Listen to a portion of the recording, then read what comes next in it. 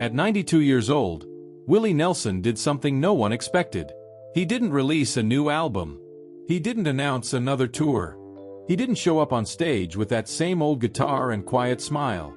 Instead, he said goodbye. The news didn't come with flashing headlines at first. It started small. A message. A recording. Something simple. But once people heard it, it spread fast. Fans didn't believe it. Some thought it was just another rumor. Others hoped it was temporary. But it wasn't. After more than 7 decades in music, after thousands of shows, after writing songs that became part of people's lives, Willie Nelson sat down and recorded what he called his final message to fans. People who had followed him for years started asking the question, why now? He had already outlived most of his peers. He had survived things that would have ended other careers. Health scares, financial collapse, endless touring, loss, time itself. So why stop now? The truth didn't come out all at once. It came in pieces, quiet details, things people close to him started to notice long before the public did. Small changes, missed moments, a kind of tiredness that doesn't go away with rest. This isn't just the story of a goodbye. It's the story of how a kid from a small Texas town built a life that never slowed down, until it had to.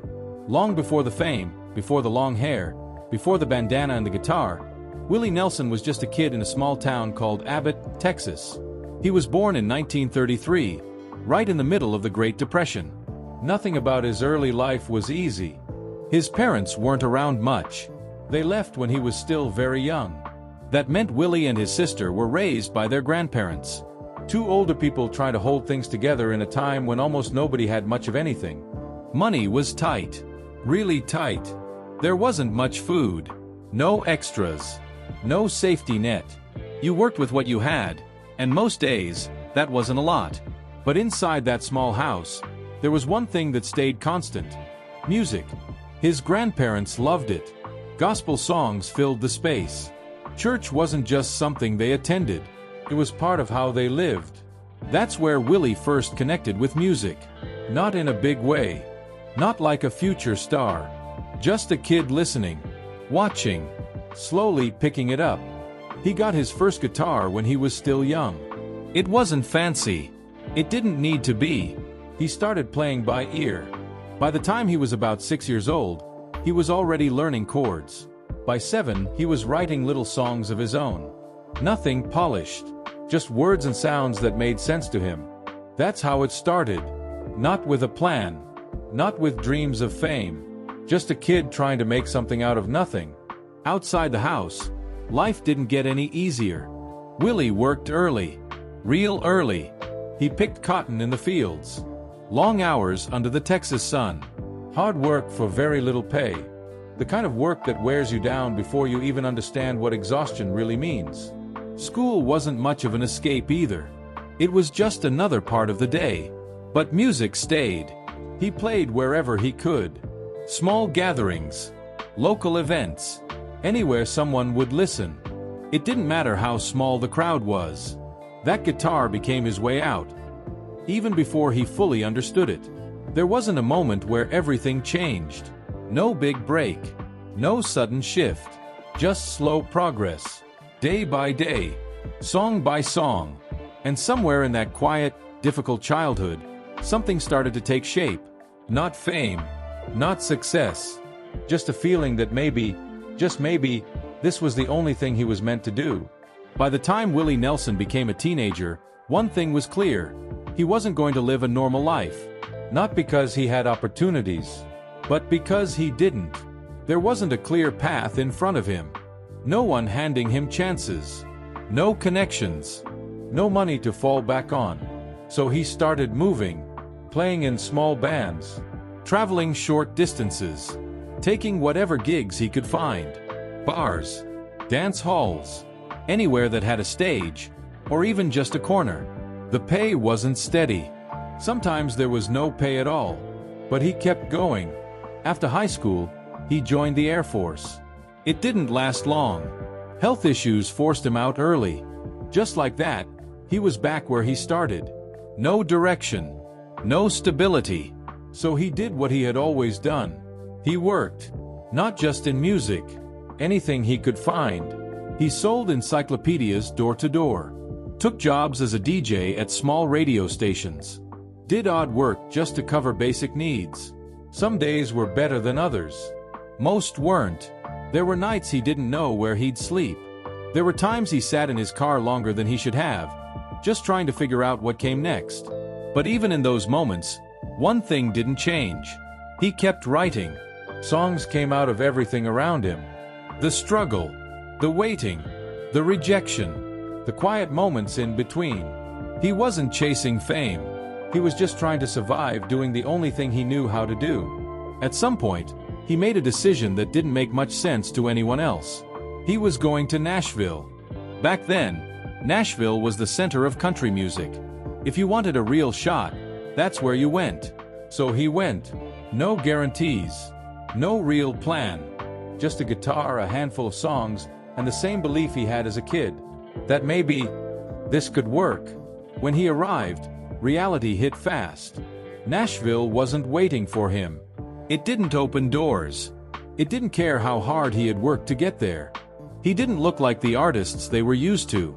He didn't sound like them either. His voice was different. His style didn't fit the mold. And that was a problem. Rejections started piling up. Meetings that went nowhere. Promises that didn't turn into anything. People who listened, nodded, and then moved on. For a while, it looked like this was the end of the road. Not because he wasn't good enough, but because he didn't fit. Still he stayed. Still he wrote. Because at that point, there was nothing else to go back to. And that's where things slowly started to shift. Just not in the way he expected. When Nashville didn't open its doors, Willie Nelson didn't leave right away. He stayed longer than most people would have. Day after day, he walked into offices with the same thing. His songs. Not a polished image. Not a perfect voice. Just words and melodies he believed in. But the people in charge weren't interested in him as a singer. They kept saying the same thing in different ways. You're a great writer, but not a performer. That stuck with him. Still, he needed money. He needed something to move forward. So he leaned into the one thing they couldn't ignore. His songwriting. And that's when things started to shift. Just a little. He wrote a song called Crazy. Not for himself. For someone else. That song ended up in the hands of Patsy Cline. When she recorded it, everything changed. Just not for Willie. The song became huge. It played everywhere. People loved it. But when they heard it, they didn't think of him. They thought of her. And that became the pattern. Willie kept writing songs that worked. Songs that connected. Songs that other artists turned into hits. He wrote Hello Walls, recorded by Farron Young. Another success. He wrote more and more, but his own career still stuck. He would sit in studios, record his own versions, and watch them go nowhere. Then someone else would record the same song, and it would climb the charts. It was frustrating. Not loud frustration. Not the kind he showed people. But it was there. Because deep down, he didn't just want to write songs. He wanted to sing them. He wanted people to hear his voice, not someone else's version of it. But Nashville had a system. And he didn't fit into it. They wanted clean-cut artists. Smooth voices. A certain look. Willie didn't have that. He didn't even try to fake it. His phrasing was different. He sang behind the beat. He stretched words in ways that didn't follow the rules. To them, it sounded wrong.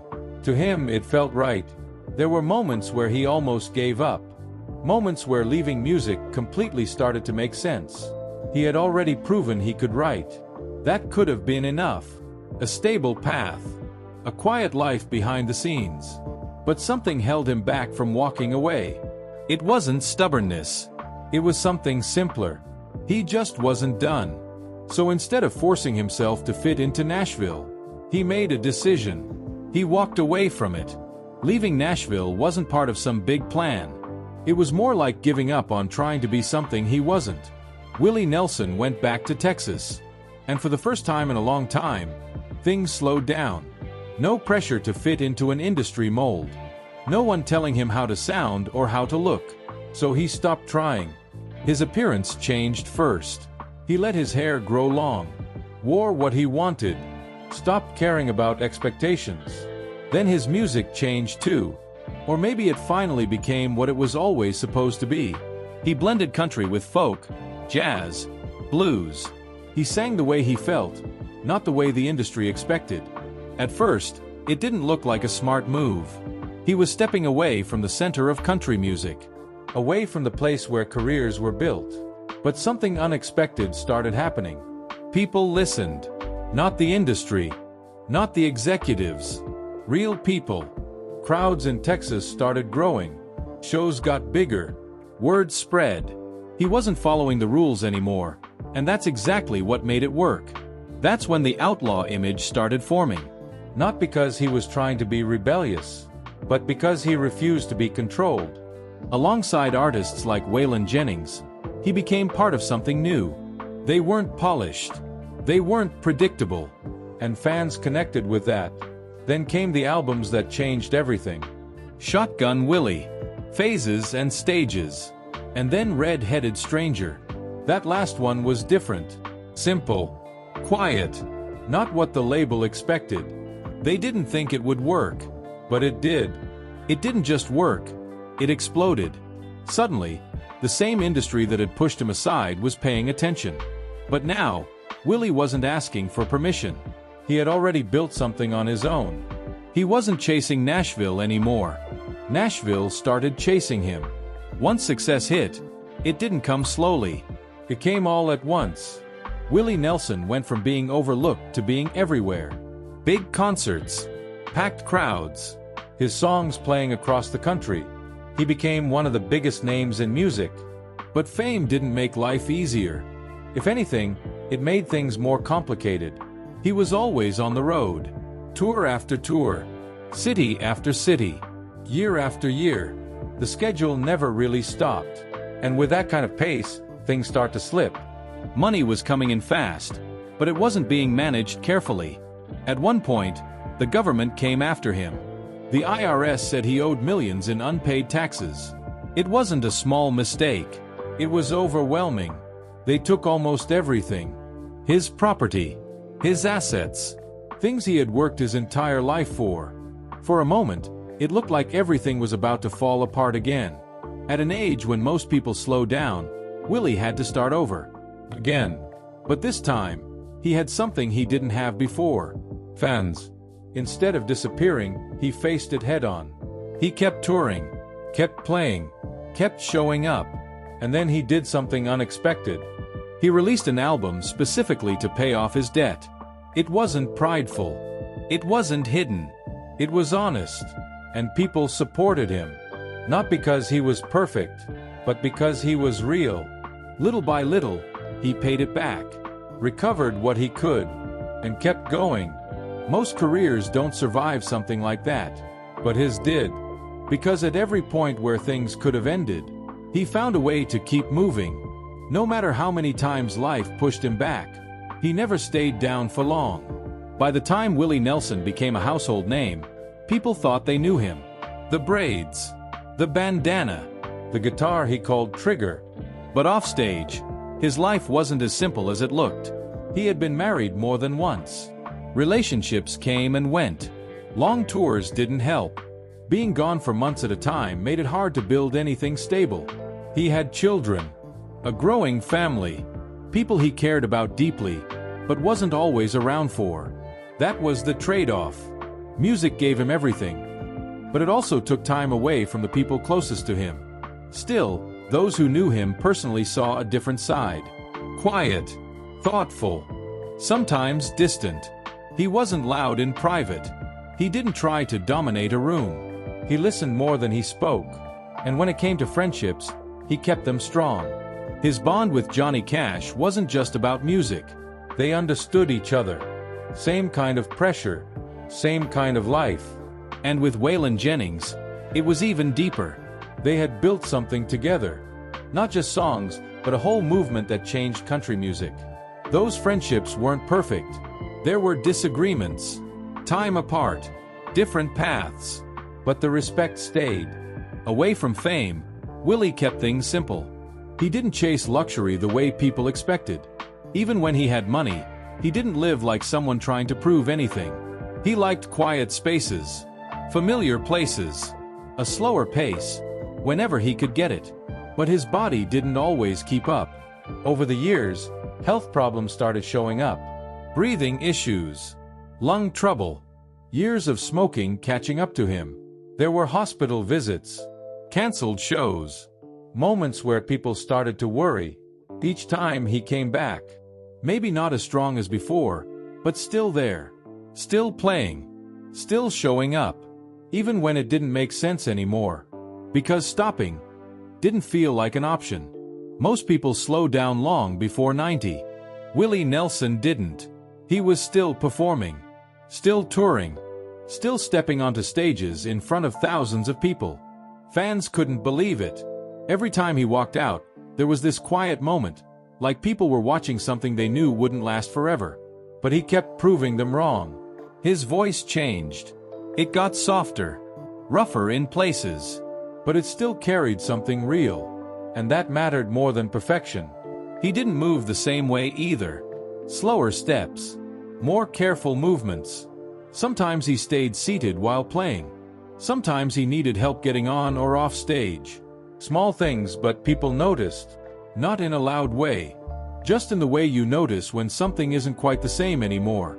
Behind the scenes, it was clearer. The long tours started getting shorter. The gaps between shows got longer. Recovery took more time.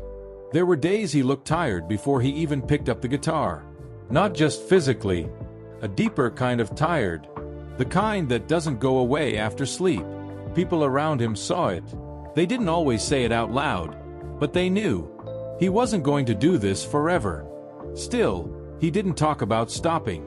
Not publicly, not clearly. He just kept going. Because that's what he had always done. No matter how hard it got. When the news finally came, it didn't sound real. Willie Nelson was stepping away. Not slowing down. Not taking a break. Saying goodbye. At first, there was confusion. No big farewell tour announcement. No long build-up. No countdown. Just a quiet confirmation that something had changed. Fans didn't know how to react. Some thought it was temporary. Others assumed it was health-related. But the truth wasn't that simple. The decision didn't happen overnight. It had been building for a while. Long before the public noticed. The physical side was part of it. Touring at that age wasn't just difficult. It was exhausting. Travel, stage lights, late nights, recovery. It all added up. But that wasn't the only reason. There were moments, small ones, that started to matter more than the big ones. For someone who had spent most of his life moving, the idea of staying still started to feel different. Not scary, just unnecessary. People close to him began to understand. There were conversations behind the scenes. Quiet ones. Not about career moves or album releases, but about time. How much was left, and how it should be spent. That's when the decision became real. Not emotional. Not dramatic, just honest. He wasn't trying to hold on anymore. And that's what shocked people the most. Because for decades, he had never stopped. No matter what. Until now. The recording wasn't long.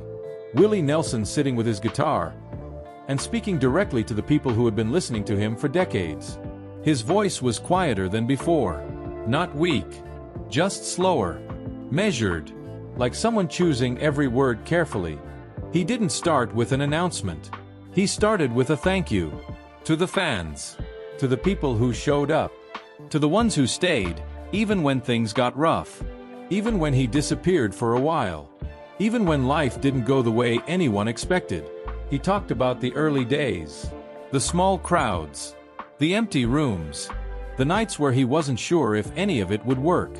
And then he talked about everything that came after. The success. The mistakes. The losses. He didn't avoid anything. At one point, he paused for a few seconds. Long enough that it felt like he might stop talking altogether. Then he said something simple. I can't do it the way I used to. That was it. No long explanation. But it said everything. He spoke about time, not in a dramatic way, just honestly. Said he had been lucky to get this many years doing what he loved. Said he never expected it to last this long. Then he admitted something most people didn't see coming. It wasn't just his body slowing down. It was everything around it. Travel felt heavier. Recovery took longer. Even the moments on stage, the ones he had lived for, didn't feel the same anymore.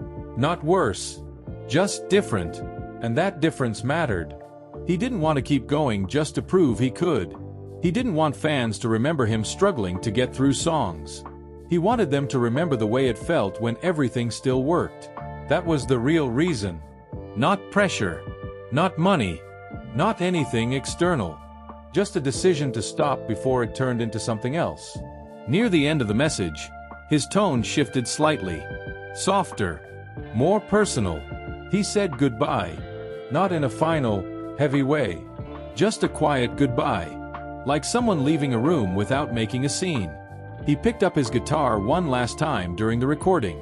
Played a few soft chords. Nothing perfect. Nothing rehearsed. Just him. And then it ended. After the message came out, everything slowed down. No sudden appearances. No last-minute tour announcements. Just silence. Fans reacted in waves. Some didn't want to accept it. They kept hoping he would show up again, the way he always had before. Because that's what Willie Nelson had always done. He disappeared, and then came back. But this time felt different. There were tributes. Other artists spoke about him. Shared stories. Talked about what he meant to them.